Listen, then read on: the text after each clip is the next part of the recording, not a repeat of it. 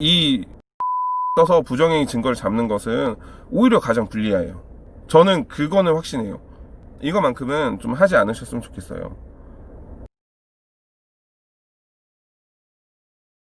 제가 이 영상을 찍으면서 이 영상이 엄청 뭐 인기를 끌어서 이런 걸 원하는 건 아니에요. 그냥 좀 일을 하면서 잘못된 정보들이 많이 전달이 되고 있고, 또 마치 의뢰인들 내지는 사건의 당사자들은 그게 진실인 것처럼 생각하시는 경우들이 많은 것 같아요. 제가 말씀드리는 오늘 이 주제, 흥신소도 마찬가지. 흥신소를 사용했다라는 것이 재판부에 전달이 되면 어떨까요? 그렇게 좋은 상황은 아니겠죠. 내가 남편이 바람피기 때문에 내 흥신소를 써가면서 남편이 뒷조사를 한다고 하면 과연 이러한 경우에 법원에서 아내 편을 들어줄 수 있는지도 좀 의문이란 말입니다. 물론 뭐 한편에서는 뭐 이런 정도까지 해야 되는 아내의 심정을 왜 이해 못하냐라고 볼 수도 있습니다만, 법원에서는 이혼이 되느냐 안 되느냐를 판단하는 기준 중에 이혼을 청구하는 원고가 유책 배우자냐 아니냐의 기준도 있지만, 이 원고 피고의 혼인관계가 회복될 수 있느냐, 뭐 이혼 소송까지 왔을 때는 상당 부분은 파탄이 됐다라고 보여져요. 그런 상황에서 남편이 바람이 폈을 거야 라는 어떠한 의심하에 흥신소를 써가지고 남편이 뒷조사를 한다라는 것은 사실 남편의 부정행위 사실 입증한다고 하더라도 이 부부간의 관계가 회복될 가능성은 매우 없어 보여요. 요지는 어떤 거냐면, 아내분들 입장에서도 내가 흥신소를 써서 남편의 뒷조사를 해서 뭐 증거를 잡아야 되냐, 그렇진 않아요. 이혼 소송이 좀 뭐 기간이 힘들고 뭐 아이들을 내가 어떻게 키워야 되고 이런 좀 힘든 점이 있어서 그렇지, 뭐 이혼 청구하면 대부분 받아들여진단 말입니다. 그래서 뭐 흥신소에다가 돈을 많이 쓰지 마세요. 오히려 반대로 흥신소를 써봐라라고 하는 것은 좀 피하세요.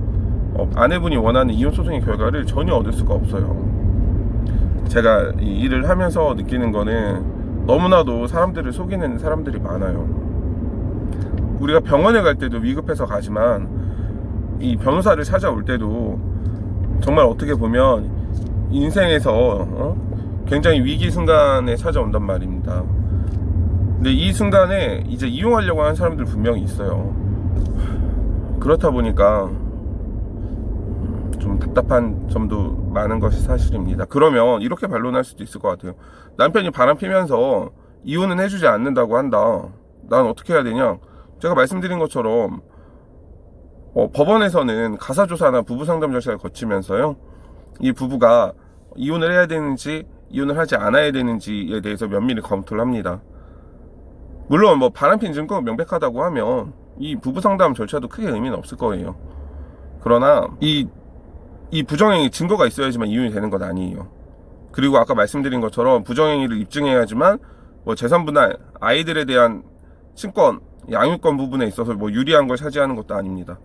이 흥신소를 써서 부정행위 증거를 잡는 것은 오히려 가장 불리해요. 저는 그거는 확신해요.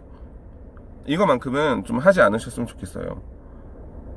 뭐 충분히 이혼소송 잘하시는 변호사님들은 이 부정행위 증거 없더라도 원하는 결과를 다 얻을 수 있도록 하니까 오히려 이렇게 흥신소를 권하는 곳 말고 얘기를 잘 들어주면서 어떤 방향으로 소송을 이끌어갈 것인지를 말씀해 주시는 이런 변호사님들과 사건을 좀 진행하셨으면 해요. 이런 부분들에 대한 안타까움이 있어가지고 오늘 한번 영상을 남겨봤는데, 뭐 이후 영상에서도 좀 유사한 내용들을 좀 이런 부분들은 좀 피했으면 좋겠다, 내지는 또 이런 정보들은 좀 알고 계셨으면 좋겠다 하는 내용들을 좀 많이 영상으로 제작해 보도록 하겠습니다. 자, 오늘 영상은 마치겠습니다. 감사합니다.